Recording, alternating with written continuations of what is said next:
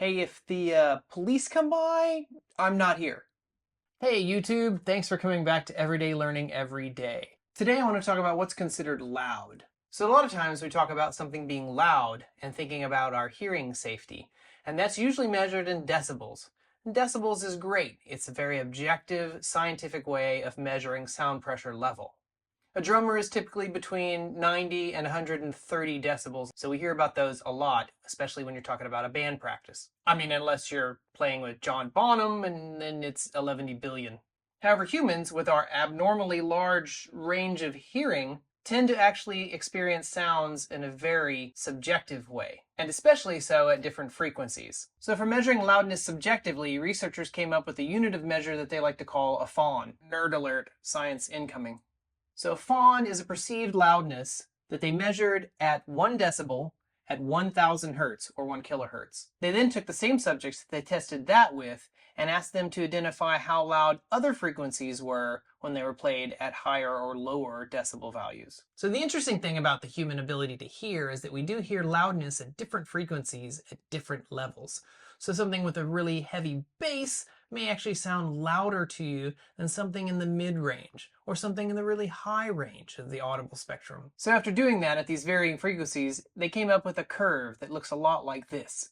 I'm not sure I understand. Thanks, Siri. So while this was all well and good, it was a bit less practical because it was harder to measure louder frequencies over a larger scale. So a new scale was built upon this phenomena. See what I did there? Enter the Sone, which is like a Bruce Lee movie for audio nerds.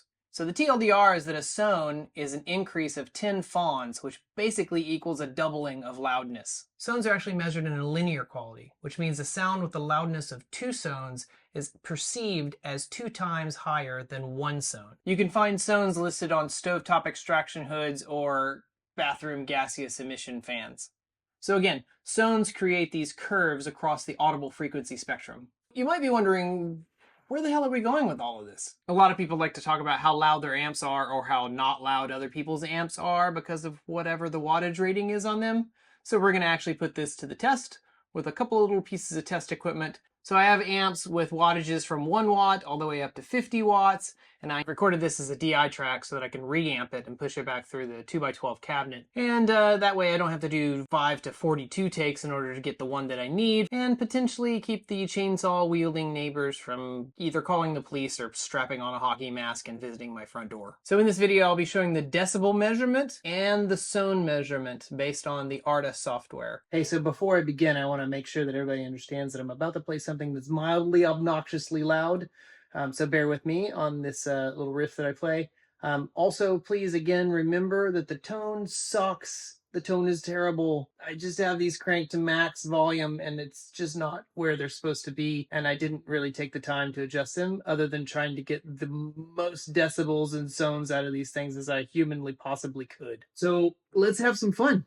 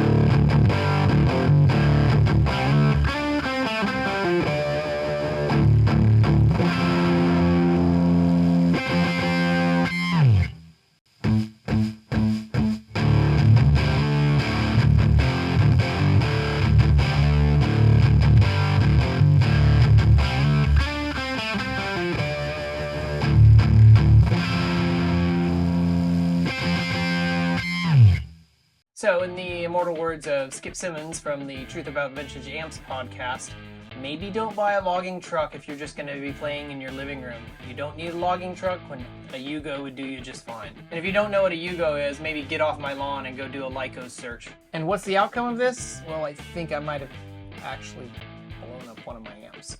But hey, I'll fix it in another video. If you are enjoying these videos, please, do what everybody asks you to do. Hit the like button, hit the subscribe, hit the bell, salivate. No, wrong experiment. If you want to know what tools I'm using or how I set this up, I'll leave all of that in the video description. Hey, thanks everybody for joining me here at Everyday Learning Every Day. I hope this is enjoyable and informative for you. If there's actual interest in me re-recording these with an actual decent tone, not just pushing for max volume, please let me know and I will do my best to crank one out.